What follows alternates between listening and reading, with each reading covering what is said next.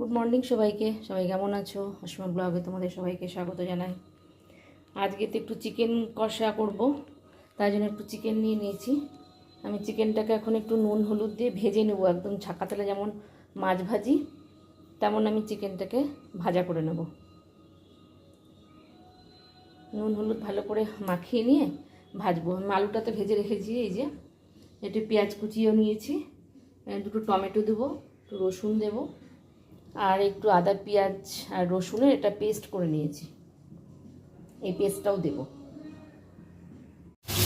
এই যে চিকেনগুলো আমি একদম যেমন মাছ ভাজি তেমন আমি ভেজে ভেজে তুলে নেবো একটা একটা করে। তারপরে এটা আমি মশলা দেবো।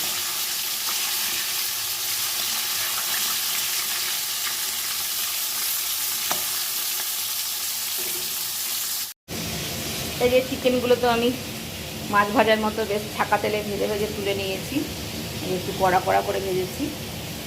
আলু আর চিকেন ভাজা হয়ে গেছে। এখন মাংসটা এই মশলাটা কষিয়ে দিয়ে আমি দিয়ে দেবো চিকেনগুলোর মধ্যে। টক দইটাও তো দিয়ে দিয়েছি।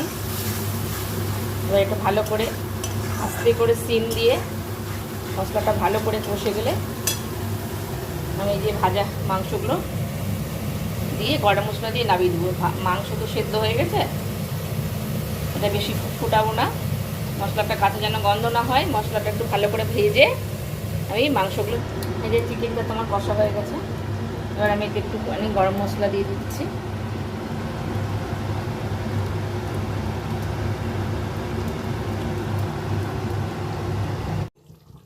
আমি তো কড়াইতে একটুখানি অল্প করে একটুখানি সাদা তেল দিচ্ছি, 2 চামচ মতো, আর 1 চামচ আমি ঘি দিব এর মধ্যে পোলাওটার জন্য।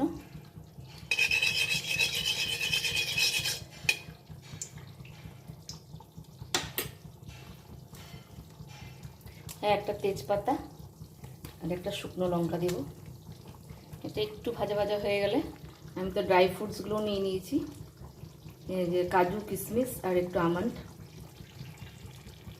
এটা একটু ভাজা ভাজা হয়ে যাক। করব সেই জন্য পোলাওটা একটুখানি চাল চাল করে রেখেছি, ভাতটাকে দিয়ে একটু নুন হলুদ মাখিয়ে আমি রেখেছি। এবার এতে একটু একটু জিরে ফোড়ন দিচ্ছি, সাদা জিরে, আর একটু গোটা গরম মশলা। এটা একটু ভাজা ভাজা হয়ে গেলে আমি ড্রাই ফ্রুটসগুলো সব দিয়ে দেবো।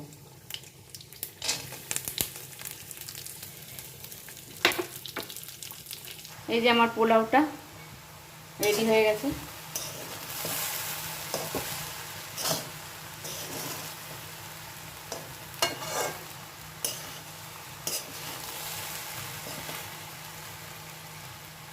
কারি আর পোলাও।